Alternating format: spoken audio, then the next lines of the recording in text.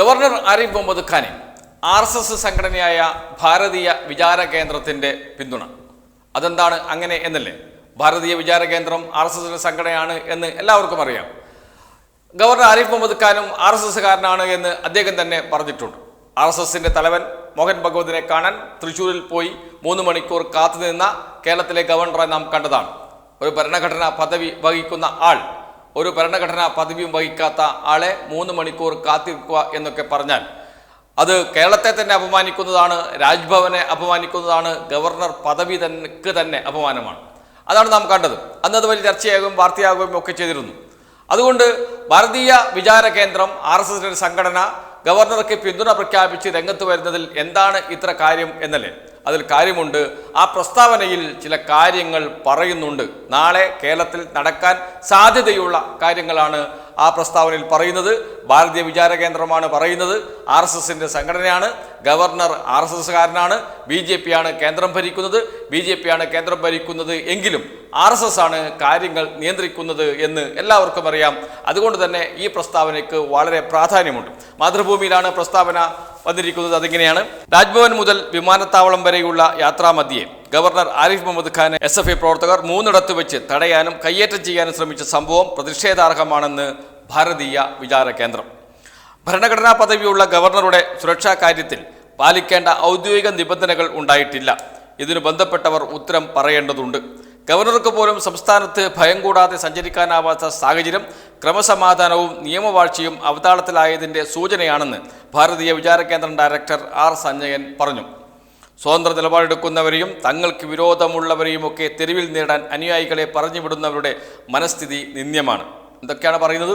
സ്വതന്ത്ര നിലപാടെടുക്കുന്നവരെയും.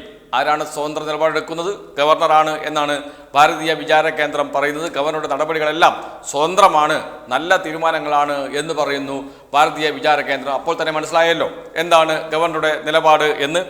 സ്വതന്ത്ര നിലപാടെടുക്കുന്നവരെയും തങ്ങൾക്ക് വിരോധമുള്ളവരെയും ഒക്കെ തെരുവിൽ നേരിടാൻ അനുയായികളെ പറഞ്ഞുവിടുന്നവരുടെ മനസ്ഥിതി നിന്ദ്യമാണ്. കേരളത്തിൻ്റെ ക്രമസമാധാന പാലനത്തിൻ്റെ ചുമതല കേന്ദ്രം ഏറ്റെടുക്കുന്ന സാഹചര്യം സംജാതമായാൽ അതിൻ്റെ ഉത്തരവാദിത്വം സംസ്ഥാനത്തെ ഭരണകക്ഷിക്കായിരിക്കും. ഇതാണ് ഏറ്റവും പ്രധാനപ്പെട്ട ഭാഗം ഈ പ്രസ്താവനയിലെ. കേരളത്തിൻ്റെ ക്രമസമാധാന പാലനത്തിൻ്റെ ചുമതല കേന്ദ്രം ഏറ്റെടുക്കുന്ന സാഹചര്യം സംജാതമായാൽ അതിൻ്റെ ഉത്തരവാദിത്വം സംസ്ഥാനത്തെ ഭരണകക്ഷിക്കായിരിക്കും. ക്രമസമാധാനത്തിൻ്റെ ചുമതല ഗവർണർ ഏറ്റെടുക്കുക എന്ന് പറഞ്ഞാൽ കേരളത്തിൽ രാഷ്ട്രപതി ഭരണം നടപ്പാക്കുക, അല്ലെങ്കിൽ രാഷ്ട്രപതി ഭരണത്തിൻ്റെ കീഴിലേക്ക് കേരളത്തെ കൊണ്ടുവരിക, സംസ്ഥാന സർക്കാരിനെ പിരിച്ചുവിടുക എന്നതാണ് അർത്ഥം. അതിലേക്കാണ് കാര്യങ്ങൾ പോകുന്നത്. അങ്ങനെ വന്നാൽ അതിൻ്റെ പൂർണ്ണ ഉത്തരവാദിത്വം സംസ്ഥാന സർക്കാരിന് ആയിരിക്കും എന്നാണ് പറയുന്നത്. എന്ന് വെച്ചാൽ ഒരു സംശയം വേണ്ട, കാര്യങ്ങൾ നീങ്ങുന്നത് എവിടത്തേക്കാണ് എന്ന് ഒന്ന് ആലോചിച്ചാൽ മതി. അവിടെയും നിർത്തുന്നില്ല പ്രസ്താവന. അതിനുശേഷം പറയുകയാണ്: കേരളത്തെ കേന്ദ്രഭരണ പ്രദേശമാക്കി പരിവർത്തിപ്പിക്കാൻ ചില നിയമ നടപടികളിലൂടെ സാധ്യമാണെന്ന കാര്യം കാശ്മീരിൻ്റെ കാര്യത്തിൽ കണ്ടതാണ്. അതാണ് പ്രശ്നം. കാശ്മീർ വിധിയെ നമ്മൾ വളരെ ലാഘവത്തോടെ കണ്ടവരാണ്. കാശ്മീരിൽ എന്താണ്? അത് ഇന്ത്യയുടെ ഭാഗമല്ലേ? ഇന്ത്യയുടെ ഭാഗമായ കാശ്മീരിന് പ്രത്യേക പദവി നൽകേണ്ടതുണ്ടോ? അതിനെന്തിനാണ് പ്രത്യേക പദവി നൽകുന്നത് എന്ന ചോദ്യമൊക്കെ നമ്മുടെ മനസ്സിൽ പോലും ഉള്ളതാണ്. കേന്ദ്ര സർക്കാരിൻ്റെ നടപടി സുപ്രീം കോടതി പോലും ശരിവച്ചിട്ടുണ്ട്. അത് മുന്നിൽ വെച്ചുകൊണ്ടാണ് ഭാരതീയ വിചാര കേന്ദ്രം പറയുന്നത് കേരളത്തെ കേന്ദ്രഭരണ പ്രദേശമാക്കി പരിവർത്തിപ്പിക്കാൻ ചില നിയമ നടപടികളിലൂടെ സാധ്യമാണെന്ന കാര്യം കാശ്മീരിൻ്റെ കാര്യത്തിൽ കണ്ടതാണ്. അത്തരം നടപടികൾക്ക് അനുകൂലമായ സാഹചര്യം സൃഷ്ടിക്കുന്നുവെന്നത് തർക്കരഹിതമായ കാര്യമാണ്. എന്ന് വെച്ചാൽ കേരളത്തിൻ്റെ സംസ്ഥാനത്തിൻ്റെ പദവി ഒഴിവാക്കിക്കൊണ്ട് കേരളത്തെ കേന്ദ്രഭരണ പ്രദേശമാക്കി മാറ്റാൻ കഴിയും. അതിനുള്ള നിയമ നടപടികൾ ഉണ്ട് എന്ന് കേന്ദ്ര സർക്കാർ തന്നെ ബോധ്യപ്പെടുത്തിയിട്ടുണ്ട് കാശ്മീരിൻ്റെ കാര്യത്തിൽ. അത് സുപ്രീം കോടതി ശരിവച്ചിട്ടുണ്ട്. അങ്ങനെ വരുമ്പോൾ കേരളത്തെയും കേന്ദ്രഭരണ പ്രദേശമാക്കാൻ ഒരു തടസ്സവുമില്ല. അങ്ങനെ കേന്ദ്രഭരണ പ്രദേശമാക്കുന്ന കാര്യത്തിലേക്കാണ് കാര്യങ്ങൾ നീങ്ങുന്നത് എന്ന് തർക്കരഹിതമായ കാര്യമാണ് എന്നാണ് ഭാരതീയ വിചാര കേന്ദ്രം പറയുന്നത്. RSSന്റെ സംഘടന പറയുന്നത്. അത് ഒന്നുകൂടി വായിക്കേണ്ടതുണ്ട്, കാരണം അതൊന്ന് മനസ്സിൽ പതിയേണ്ടതുണ്ട് എന്ന് തോന്നുന്നു. അതിങ്ങനെയാണ്: കേരളത്തെ കേന്ദ്രഭരണ പ്രദേശമാക്കി പരിവർത്തിപ്പിക്കാൻ ചില നിയമ നടപടികളിലൂടെ സാധ്യമാണെന്ന കാര്യം കാശ്മീരിൻ്റെ കാര്യത്തിൽ കണ്ടതാണ്. അത്തരം നടപടികൾക്ക് അനുകൂലമായ സാഹചര്യം സൃഷ്ടിക്കുന്നുവെന്നത് തർക്കരഹിതമായ കാര്യമാണ്. അത്തരം സാഹചര്യം കേരളത്തിലുണ്ട് എന്ന് പറയുകയാണ് ഭാരതീയ വിചാര കേന്ദ്രം. RSS അങ്ങനെ പറഞ്ഞാൽ RSSന്റെ കേരളത്തിലെ ഘടകം അങ്ങനെ പറഞ്ഞാൽ സ്വാഭാവികമായും അത് കേന്ദ്രത്തിൻ്റെയും കൂടി നിലപാടായിരിക്കും. അത് BJPയുടെ നിലപാടായി മാറാൻ അധിക കാലം വേണ്ടിവരില്ല എന്ന് എല്ലാവർക്കും അറിയാം. കാര്യങ്ങൾ അതിലേക്കാണ് പോകുന്നത്. എല്ലാ രംഗത്തും നിയമവാഴ്ച അട്ടിമറിക്കപ്പെടുകയാണ്. ഇത് ജനാധിപത്യ സംവിധാനത്തെ പരിഹസിക്കുന്നതിന് തുല്യമാണെന്നും സഞ്ജയൻ ആരോപിച്ചു. എല്ലാ രംഗത്തും നിയമവാഴ്ച അട്ടിമറിക്കപ്പെടുകയാണ്. ഇത് ജനാധിപത്യ സംവിധാനത്തെ പരിഹസിക്കുന്നതിന് തുല്യമാണെന്നും സഞ്ജയൻ ആരോപിച്ചു എന്നാണ്. ഭാരതീയ വിചാര കേന്ദ്രത്തിന്റെ ഡയറക്ടറാണ് സഞ്ജയൻ എന്നതുകൂടി ഓർക്കണം. അദ്ദേഹമാണ് ഈ പ്രസ്താവന നടത്തിയിരിക്കുന്നത്. എന്ന് വെച്ചാൽ എന്താണ് RSSന്റെ മനസ്സിലുള്ളത് അത് വ്യക്തമാണ്. ഇതിലൂടെ RSS ഔദ്യോഗികമായി ഒന്നും ഇത് സംബന്ധിച്ച് പറഞ്ഞിട്ടില്ല. RSSന്റെ കീഴിൽ പ്രവർത്തിക്കുന്ന സംഘടനയാണ് ഭാരതീയ വിചാര കേന്ദ്രം.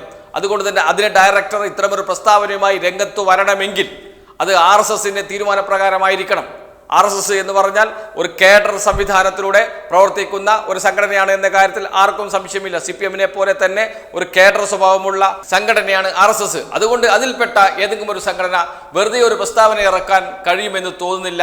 എന്ന് വെച്ചാൽ RSSന്റെ മനസ്സ്, RSSന്റെ പിന്തുണ ഗവർണർക്കുണ്ട്. വളഞ്ഞ വഴിയിലൂടെ കേരളത്തിന്റെ മുഖ്യമന്ത്രി പദവിയിലേക്ക് എന്ന് വെച്ചാൽ മുഖ്യമന്ത്രി ആവാൻ കഴിയില്ല, ഭരണാധികാരിയാകാൻ. രാഷ്ട്രപതി ഭരണം ഏർപ്പെടുത്തിയാൽ ഭരണാധികാരി ആരാണ്? ഗവർണറാണ്.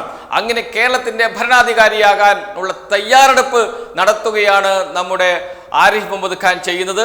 ലോക്സഭാ തെരഞ്ഞെടുപ്പ് വരെ ഏതായാലും അത് സംഭവിക്കാൻ സാധ്യതയില്ല. അത് കഴിഞ്ഞാൽ ചിലപ്പോൾ അത് സംഭവിക്കാം.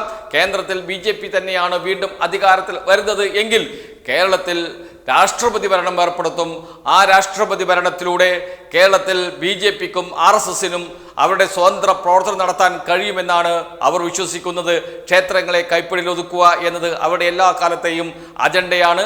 അങ്ങനെ പിൻവാതിലിലൂടെ കേരളത്തിന്റെ അധികാരം പിടിക്കാൻ കേരളത്തിലെ RSS നേതൃത്വം, BJP നേതൃത്വം തയ്യാറായിരിക്കുന്നു എന്നതിൻ്റെ സൂചനയാണ് ഈ പ്രസ്താവന എന്ന് പറയാതിരിക്കാൻ കഴിയില്ല. ഏതായാലും ഈ ഭീഷണിക്ക് മുന്നിൽ മുട്ടുമടക്കില്ല CPM എന്ന് നേരത്തെ തന്നെ വ്യക്തമാക്കിയിട്ടുണ്ട്. അത്തരമൊരു നീക്കം കേന്ദ്ര സർക്കാർ നടത്തുകയാണെങ്കിൽ അതിനെ എല്ലാ ശക്തിയും ഉപയോഗിച്ച് ചെറുക്കും എന്ന പ്രസ്താവന CPM നടത്തിയിട്ടുണ്ട്. CPMന്റെ സംസ്ഥാന സെക്രട്ടറി തന്നെ അത് പറഞ്ഞിട്ടുണ്ട്. അതിലേക്കായിരിക്കും കാര്യങ്ങൾ പോകുക. ഏതായാലും കേരള രാഷ്ട്രീയം കലങ്ങി മറിയുക തന്നെ ചെയ്യും എന്ന കാര്യത്തിൽ സംശയമേ വേണ്ട.